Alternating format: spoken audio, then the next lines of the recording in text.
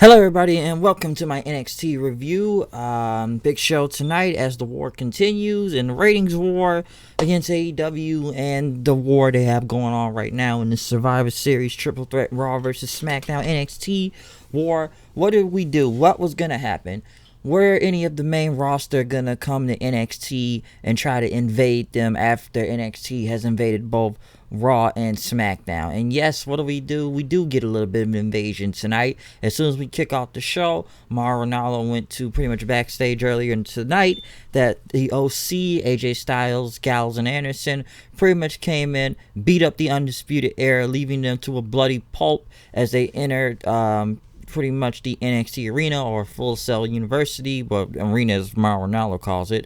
But they entered the building pretty much saying, as AJ Styles took the microphone, saying, "This is NXT, huh?" Because as they walked all the way to the ring, they were beating up just some, I guess, security guys or whatnot, getting into the ring. But since the OC was here, saying like, "So this is NXT, huh? This is what everyone has been talking about." Fans chanting NXT. There were AJ Styles chants because I figured AJ Styles would be over because it's AJ Styles and it's his first time ever being in NXT too, by the way. Same, I guess I should say, for Gallows and Anderson also. But AJ Styles was over here at Full Sail, and that's of course after they, pretty much fans even start chanting. I feel a little Bullet Club at one point.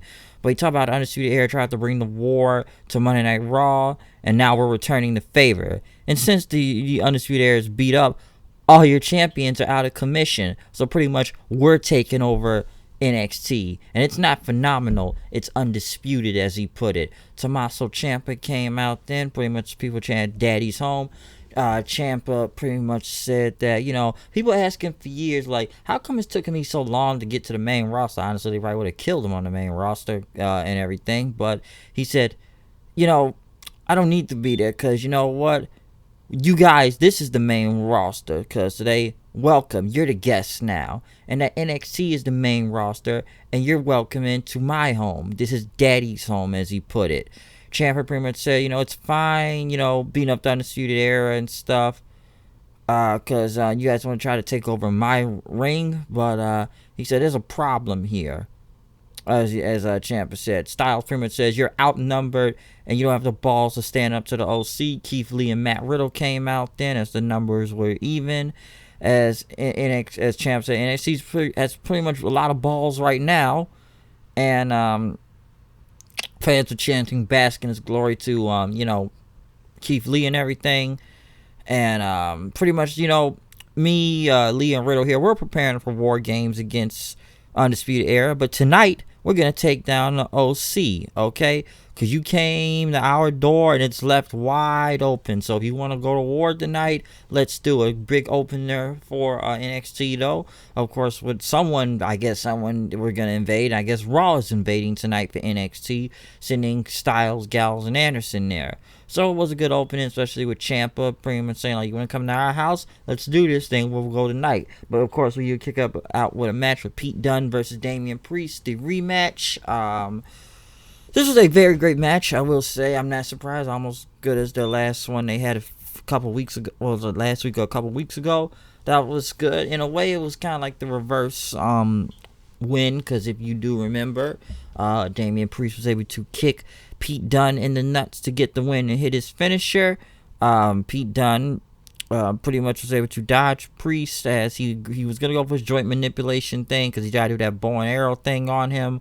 But when he landed to the referee, Priest tried to kick Dunne in the nuts again, but Dunne grabbed his leg. He kicked him in the nuts. He put him in the cross arm breaker, snapped his fingers, winning the match, then beating Damian Priest. Killian Dane, which I figured was going to attack because they're still trying to make him a big thing or something. I'm still not understanding where they're going with him in this. But, of course, Killian Dane has to be involved. He started beating up Pete Dunne. Priest tried to get him too, but Dane threw him out of the ring. But he was able to take out Pete Dunne. But when he was leaving, Damian Priest attacked him. Pretty much he grabbed, I guess it was his hand at one point, knocked him to the steel steps, hit a cannonball on him. I guess it's going to be a triple threat match now at one point. So, I could see that happening. They really want to get Killian Dane into this, though. Somehow, some way, they want to get him in, into this whole match now. So, I guess it'll be a triple threat next. Some of the teams were announced for the women's War Games, as Shayna Baszler has picked Bianca Belair and Io Shirai. Why she does...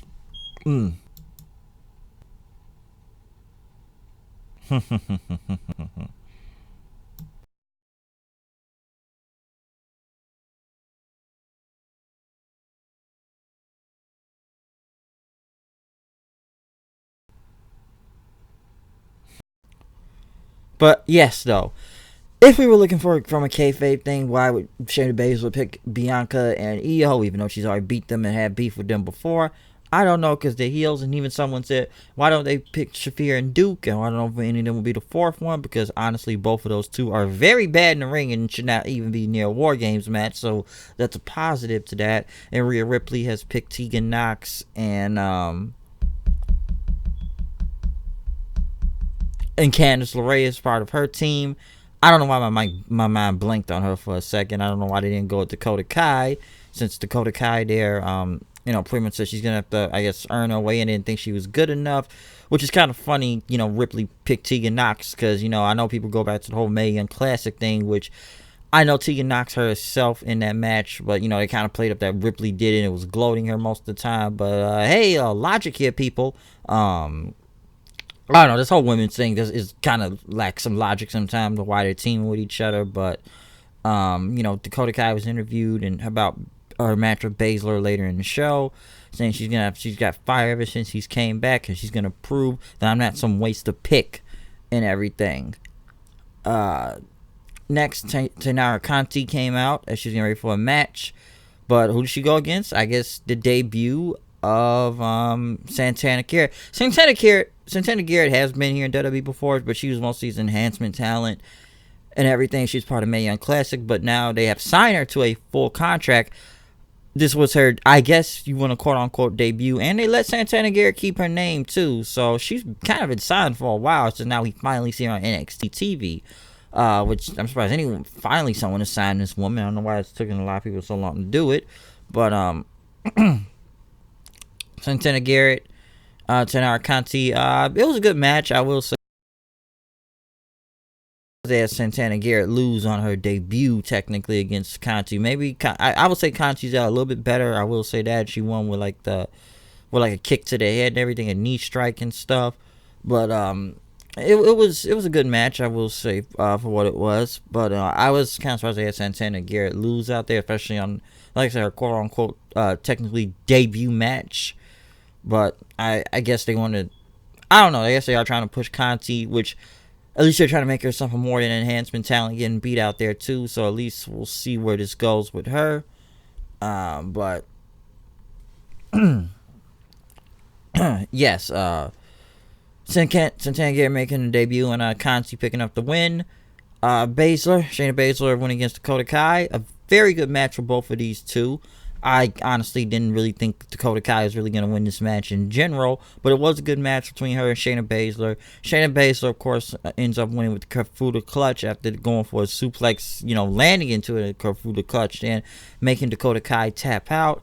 She pretty much helped to choke in. Next thing you know, Shafir and Duke started jumping her in after that. Pretty much the War Games team started coming out, Ripley and them, but they pretty much got stopped by, Baszler's team. But next thing you know, Mia Yim comes with a kendo stick then, and the equalizer. She was swinging the hell out of people out there. She was beating the shit out of them with a kendo stick, pretty much making a save for everybody, which pretty much tells you that she's going to be the fourth member in this entire thing of Ripley's team. So at least Mia Yim is doing something again right now, so I'm glad to see that. But where's Dakota Kai come from here? We're going to get to that in a second, too. They interviewed Ciampa. Pretty much about his match at War Games and everything, but he's going to deal with the OC tonight. Tony Nese, who, from 205, was on here tonight. Still, I don't know what's really going on 205 right now. I know they're going to be here at Full Sail University for 1 week. What's it going to be, 205 versus NXT now? I don't know. Listen, people have been saying that for a long time, pretty much for years now, that 205 should have just been on Full Sail University live and everything, which I believe will be live this Friday, if I'm not mistaken, too, because listen, every time they play after SmackDown, it's like a death sentence if you ask me, because there's crowds that's not there. Listen, I know 205's gotten better, but I've said it before many times. I don't know what the fuck's going on that show. I don't watch that shit because I'm just past 205, either good or bad. I'm just past it, okay? But I rather care if they even I just care if they even call them to the main roster. That's all I probably care about at this point with them. But at least moving to Full Sail for one night only is a good idea. At least you have a crowd that will be engaged in it. Tony Nese, though, of course, he comes out good in the ring, but the guy still has a one-dimensional gimmick and a personality of a wooden board, if you ask me. But he did put on a good match with Garza Jr. or Breakaway Pants guy, of course. But this was good. At least I'll give them one thing, too. At least Tony Nese was able to not fall for this whole pants thing going on. But when he tried to do a suplex off the top rope on him, he did pull the pants off him. I thought Garza was a heel, but he was mostly face out here this time. I thought Nese was about to win with the 450, but it did not go out to be. Garza came back with a cell power bomb, hooked his leg, hit him with a lion salt, the springboard lion salt, and then got him with the butterfly, what we call the wing clipper, for the win. So I expected Garza to win this match to get a title shot against Lio Rush. Lio Rush then came out, wanted to shake his hand, tell him to say that was a good match and everything, and stuff, but Garza ended up slapping him in the face. Rush pretty much smiled like, alright, I see you. I like what I see out here. So I'll say that. He was pretty much kind of going like that. So the title match will be next week between Garza and Lio Rush. They then went to Rhea Ripley and her team, as she pretty much said that Mia Yim is added, and you're added to the team. She's the fourth member. Yim was happy, and she's gonna be collecting bodies at War Games pretty much. Kai pretty much looked disappointed as Ripley says, sorry, Dakota, you didn't make the cut. Pretty much she understood and she walked away as the crowd said, "Oh," in disappointment, feeling sorry for her. My friend said this tonight, though. My friend said this to me, two things tonight about both shows. Number one, they made Dakota Kai look like a freaking loser out there. I will say that. Trying to gain as much sympathy as they could, so they will come back to that. And, if it's one thing I did forget to mention, I know I shouldn't be saying about the AEW review, but are there too many tag team matches in AEW? In a way, yes, but I'm not going to go into that right now. I just kind of wanted to make a note of that because I did not say that in my AEW review. But moving on from this, I don't know what happened with Dakota Kai next. It would be funny if she ended up on Baszler's team as a betrayal thing, but I don't see that happening. Maybe it could. I don't know. But in a way, she just kind of just sulked and walked away after said Ripley, hey, sorry you didn't make the team. So, Mia Yim's in, Dakota Kai is out. Donovan Dijak coming against Isaiah or Shane or whatever you want to call him, Strickland, Scott, Swerve. Didn't come out the Shaka Khan theme, but not as good as the Shaka Khan one. This was a great match. I will say that he had another great match. These two were beating the hell out of each other. I'll say that. Dijak just looks like a freaking beast. Damn, they're killing Swerve with that choke bomb out there, even holding his jaw at one point.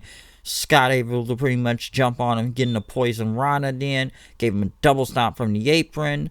Pretty much started doing the tornado claw for a 2. Pretty much come back with the kick, Spanish Chan, Swerve's house.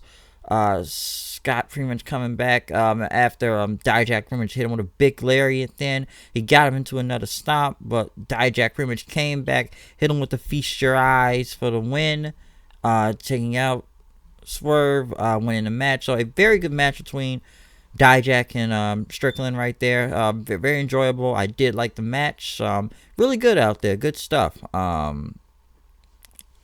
Next, they showed a video for the Forgotten Sons. Who gives a shit about the Forgotten Sons? Maybe Gunner. That's the only one I care about. But, I've said this about the Forgotten Sons before. I forget they're there. They're so forgotten. You forget they're even on TV.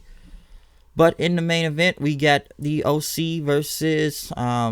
I wish I would have kept out AJ's name, but they went against Ciampa, Keith Lee, and Riddle. This was a very crazy 6-man tag. Of course, all the teams brawling with each other at the beginning, but since this show goes 8 minutes more, for which they go overtime nowadays a lot, This was crazy out here. One thing someone brought up to me, I just wonder how AJ Styles would go one-on-one with every single one of these guys. Ciampa, Lee, and Riddle. I would love to see a one-on-one match from all of them, okay, against AJ Styles. But this was a crazy match out there. I will say that for a 6-man. Of course, the ref went down then after Lee hit the pounce on him then. But Lee hit the Riddle hit Lee with and everything, taking him out. But the OC, the Good Brothers there, tried to go for the Magic Killer after taking him out. Ciampa pretty much gave Styles a knee. He was about to go for the fairy tale ending. But next thing you know, Finn Balor comes out. Styles gave him a Pele kick. And Finn Balor gave Matt Riddle pretty much the 16-19 or the Bloody Sunday on the ramp then. AJ and Balor looked at each other, as both of them are two former Bullet Club leaders. I don't know if AJ was a Bullet Club leader or Carl Anderson was the leader at the time in New Japan. But AJ held up the 2 Sweet sign, and Balor held up the double gun sign. I don't know if that was a Bullet Club thing in that, but all I could really say, oh shit, Bullet Club, we can form it right here. AJ was about to go for, pretty much the Styles clash, but Adam Cole came back, pretty much saving Ciampa, hitting with a super kick, and then hitting the last shot on Ciampa then too. Pretty much, yeah, I'm taking out AJ for jumping out my crew, but still, I ain't forgot about you at War Games. And then he has stare down with Balor to close out the show. So, very good main event from the OC and NXT. So, yes, the NXT and, well, I should say just this whole Triple War Survivor Series thing continues, but NXT still has to worry about building up War Games also, as they have to worry about building up Survivor Series at the same time. So Cole attacking both made sense because A, they jumped the Undisputed Era earlier in the night, and B, you still got to worry about Ciampa and his team at War Games, and even Balor would have stared down. What side is he on? We didn't see the Gargano any chance tonight too with that, but this was a good and another good show from NXT too. I've enjoyed both shows from AEW and NXT tonight. I don't know what I would say was the winner, but once again, I feel like it's one of those neck and neck things. But NXT has to do a lot of building for that, and AEW had a go home show for this Saturday at Full Gear. But overall, another good episode of NXT tonight. It's been a lot of wonky things, so sometime by tonight or tomorrow morning, this review will be posted up online. But other than that, I am out of here. I will see you guys later. I am going to bed. Peace out. And we are done with this review. Comment, subscribe. Follow me on Twitter at HoodieKnight890. I am out of here. See you guys later. Peace out.